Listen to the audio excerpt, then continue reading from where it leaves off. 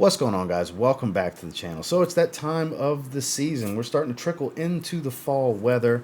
It was literally 70 degrees at the recording of this here today. And we've covered niche, we've covered clones, we've covered designer, but we haven't covered the usual suspects for cheapies. So there are some that I pretty much wear strictly in the fall that are always in this video. Very few. There's a lot that's changed out this year. I've got some newer stuff to the collection, some stuff I've had for a while that deserve more love from me and possibly you. So we're going to talk about them today, but I've got 10 that I plan on putting in my rotation as far as cheapies that you might want to check out. So let's discuss them, shall we? Stay tuned.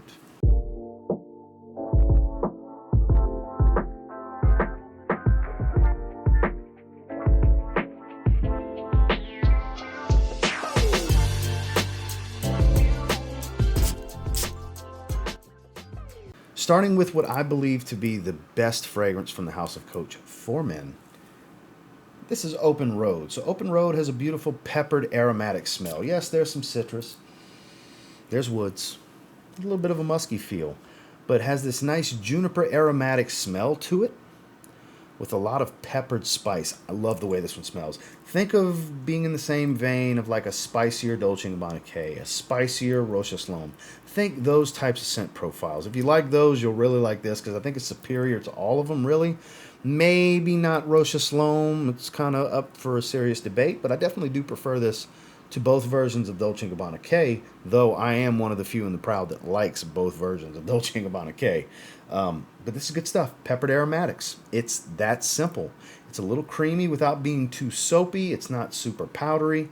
It really gets the job done. Sure, you can wear this one year-round. I think it's a little too cloying for high heat, but spring and fall, autumn season especially, I think this one shines as a daily wear, casually, work, and evening. You really can't go wrong. And, like I said before, I think it's the best men's Coach fragrance. It's Open Road. Up next is one that does not really get any love. I paid 20 bucks. It came in a white tester box. You can get it for 20 to 30 bucks online. I'll try to have links to everything down below in the description if you're interested in checking it out. But Pepe Jeans Celebrate for him. So there's some cacao pod, an odd fruity black currant tone with tonka bean and cinnamon, and a beautiful dose of aromatics. It's warm, it's spicy, it's tongue twister, warm, spicy, ambery was what I meant to say, with a nice dose of aromatics that doesn't make it real soapy. It's not super citrus fresh, but this black currant lime combo offers a little bit of freshness to it. But it's a delicious smell. It's even got a gourmand facet to it. It's a little chocolatey vanilla type of thing going on, and I really think the amberwood note is what's giving it its performance. It's a pretty strong fragrance, especially for the money. Doesn't smell super synthetic. Does smell like something that would fall in line with like a Paco Rabanne type of sweetness. Not quite the bubblegum type of effect, but think fragrances like Pure XS, Night, and fragrances like that. Though I haven't spent much time with those. But I understand, I believe they relate to this one. I don't remember correctly, maybe. But I think that's what people relate it to. But in my collection, it's pretty unique. I don't have that. But it does remind me of something that I would think would be released by Paco Rabanne, the way it's got this delicious sweetness to it. Very alluring and attractive. If you don't like the sweet scents, you won't like this one. But at least there's a nice warm amberwood tone to this that doesn't come across super synthetic amberwood. Definitely has a warm wood smell, like you would think it should be when you hear the name amberwood, with a nice gourmand facet. Like I said, the cacao tonka bean combo is really the stars of the show, sprinkled with cinnamon. Can't go wrong here for the money. Definitely worth checking out. It's Pepe Jeans. Celebrate for him. This next one's actually my favorite in the line. It's the Mont Blanc Legend line, specifically Eau de Parfum. So typically smells like Fierce, but there's a lot more going on to this one. It's warmer, it's more robust. There's a violet leaf note here that kind of shines. It adds this ozonic freshness to it. And even though they don't list anything besides bergamot, I get this warm, fruity smell to it. Almost like an warm apple type of smell. Like I said, they're not listing that in the notes that I've seen. But that's how it comes across to me. Nice woodsy, mossy feel. Has that Cologne 90s type of feel to it. That spicy, synthetic green smell that kind of a lot of popular 90s designers had. That is ever so present here, but not sharp. Not scratchy and screechy. It's very warm and robust. That's the beauty of a higher oil concentration. Usually it's a fuller, thicker smell, richer, if you will. And that's definitely the case here. Good performance, above average without being a loud fragrance. It does wear a little closer with a rich aura and scent bubble sillage around you. It just doesn't scream off of the skin. This is a very alluring and inviting fragrance. At least that's what my wife tells me. And this is some good stuff. It's my favorite in the line, and I kind of specifically wear it in the autumn season. That's not going to change. This year I'll be reaching for Mont Blanc Legend Eau de Parfum. This next one, in my opinion, is a timeless classic. I just recently went through a 30 ml bottle and busted open a brand new 50 ml of Tommy by Tommy Hilfiger, also known as Tommy Cologne. So this, fun fact for those of you that don't know, this was the first fragrance I ever asked my parents for Christmas. It was either 5th or 6th grade. It always eludes me at which grade it was, which year. Was I 11? Was I 12? Something like that. It was either 5th or 6th grade, and this was the first fragrance gift set I got for Christmas. So I've been enjoying fragrance and appreciating fragrance for that long. Wasn't my first fragrance, but it was the first one I asked for. And then it went from there. I got Polo Green the following Christmas, and so on. I started slowly building a wardrobe, if you will. But here, sure, you can wear it year-round, but the dense green, spicy smell to it, this cactus note that it's known to have, with the woodiness, it just strikes me as a better autumn season fragrance. Now, look, performance, nothing special here. Every 3 hours, I have to refresh. That's always been the case. And more than likely, you'll have similar performance. You may have a little weaker. You may get a little bit better. Just know that it's not a strong performer, but it is a nostalgic 90s in a bottle type of smell for me. And I kind of specifically like to wear it in the spring and fall. And since we're rolling around to the fall season, those of you that watch my weekly rotation format, you'll start seeing this one from time to time. Check it out if you haven't. Tommy by Tommy Hilfiger. Now this next one, while it does not share the same note breakdown, not even close really, it smells like Stronger With You on a budget from Armani. This is Cristiano Ronaldo's CR7 Game On. Right around 30 bucks, you can get 100 ml of this, and it's a dead ringer for Stronger With You. You'll notice online people compare it to all the different versions of Stronger With You, but it just straight up smells like the original DNA to me. A little bit fruitier. It's got more of a fruity sweetness than a bubblegum sweetness, but it's still centered around that nice spicy heart. It even has the roasted chestnut feel of Stronger With You, even though that's definitely not listed here. Nice woodsy tone, warm and ambery, warm and spicy, fruity sweet. Solid performer too, like a 6-7 hour fragrance on my skin. So if you've smelled Stronger With You, or Stronger With You Intensely, or Stronger With You Freeze, or any of those that smell the most like the base DNA, and you just can't make yourself spend $80 to $110 depending on where you find it, for 30 bucks you can get pretty much the same experience. Doesn't smell super cheap, smells about on par with the same level of quality as you would get from those designers. You can get it right here for 30 bucks. It's kind of hard to beat. I'm going to wear it sporadically because anybody that's familiar with my taste knows that I'm a huge fan of the Stronger With You line, and this smells like it belongs directly in it. And it's Cristiano Ronaldo CR7 Game On. This next fragrance was one of my favorite rack store cheap pickups of the year, and the fall season's perfect for it. Kind of smells like a little bit of Armani Code's Dry Down with a top note of Prada L'Homme, the way the Soapy Iris comes across, with Davidoff's The Game. That's right, the poker chip stack.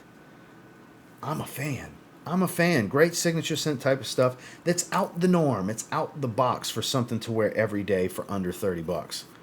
Performance is average, 6 hour-ish fragrance, nothing crazy, nothing super weak either.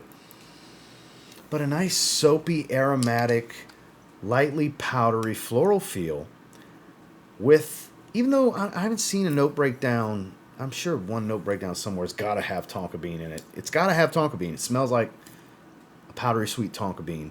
And more specifically, the way tonka bean comes across in Armani Code Eau de Toilette, the original Armani Code. It doesn't have the warm spice of Armani Code, but it definitely has the sweet powdery dry down of it. I find it to be a hybrid of the two. For 30 bucks or less, it's kind of hard to beat if you don't want to smell like everybody else around you, but you don't want to spend a lot of money. Here you go. I'm definitely going to be reaching for it. It's Davidoff The Game. This next one is yet another iris fragrance, but it's a bit different here. It's more of an herbal green, earthy type of iris fragrance that leans a little more enthusiast level for being an affordable fragrance from a car company at that. It is Bentley Momentum Unbreakable. Here you have Immortelle, lavender, iris, and geranium mixed with some papyrus, some patchouli and vetiver. There's a lot of earthy tones here. Herbal green, like this immortelle note. The geranium adds a little bit of freshness. It does have a freshness to it, but nothing that's just like citric dominant. I believe there's a little citrus in there, but nothing I specifically pick up. Nice, earthy, slightly powdery iris with an herbal green feel. The aromatic notes here don't come across too heavily soapy or anything like that. It's just a great daily wear for somebody that wants to walk a different path, off the beaten path, if you will, and smell a little bit different from everyone else and kind of have a conversation starter type of fragrance. Like, you want more out of your fragrance. You don't just want the modern mass appealing stuff. You want something that's more individualistic, something that you can really create your own signature in such a flooded market of synthetics. That's where this one can kind of come in for people. And you can get it for like 30 bucks. It's an above average performer, 6 to 8 hours of longevity on my skin. I'm not saying you're going to get the same thing, but I guess you can use that as kind of a barometer of what you're hoping for. For 30 bucks, it performs well. The quality smells pretty good, and it's a slightly unique type of scent profile that admittedly isn't going to be for everybody, but also I don't find to be a challenge. If you're somewhat into fragrances, this is the kind of fragrance that you can get excited about for a really cheap price. And it's perfect for the autumn season because it's not too fresh, but it's also not too heavy.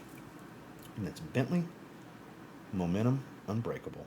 Now, speaking of car companies that are putting out stuff that's a little off the beaten path, this one's still, not a challenging wear, but it's not everything else. It's musky, it's ambery, it's a little smoky, and still maintains some freshness from Ambroxan. Mercedes-Benz Man Grey.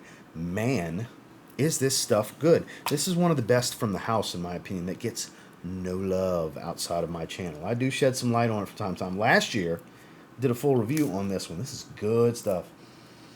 For having Ambroxan in it, it doesn't smell overly synthetic, but it's warm and musky without smelling funky in any way. Still, it kind of plays as this weird tango with being fresh and being warm and musky, because it's very ambery. It's got a warm ambery accord, but like I said, musk, Ambroxan. Pink pepper adds this vibrance, light, sweet tone to it without making a ton of spice. And then, like I said, the olibanum, that smoky nuance, that resinous balsamic feel, comes in nice and light and easy. It doesn't overtake the fragrance. It's not a super smoky smell, but there is a nice smoky nuance to it, which I'm a huge fan of. And I think that's one of the reasons I like this fragrance so much. Performance is above average. Again, this one for me falls in the 6 to 7 hour range easily. You can call it 6 to 8 hours. It's pretty hard to beat, and you can find this one in the $30 some odd price point as well. This is another great step outside the box, create your own signature type of scent profile. Again, that's Mercedes-Benz Man Grey. This next one had a pretty good following a few years back. It had its share of hype in the old days of the online fragrance community, and it still deserves some love. I've had it for a while. I need to spend more time with it. And one of the things really propelling me to want to spend time with it, I just recently made an order from Fragrance Buy. And at the recording this, tomorrow the package comes in with the Parfum Flanker. So I'm going to be revisiting Sculpture Ohm from Nicos. So this smells like an affordable take on Montal Wood and Spices. Has that creamy, spicy, slightly sweet smell. A lot of orange blossom here. Man, this is good stuff. There's a little bit of citrus freshness. There's a floral feel to it. There's a nice powdery tone, but it's a creamy powdery feel. Woodsy, fresh and spicy. 20 some odd dollars, like 25 bucks. Weird bottle. Kind of cool looking. You actually sit it on the cap and the atomizer. Most bottles would be like this, but it couldn't sit. It's a weapon. You could you could mess somebody up with this. We're going to spray it again. This is so good. It really is. Great atomizer. Really good fragrance, unique presentation, bona fide cheapie, has been for years. Like I said, it had its little hype following as a cheap hidden gem for years, and it kind of fell back into that because it came out of the shadows into the spotlight probably like 2016, 2017, the old days of the online fragrance community, the good old days as some of them like to call it. And it deserves some love still, and shame on me.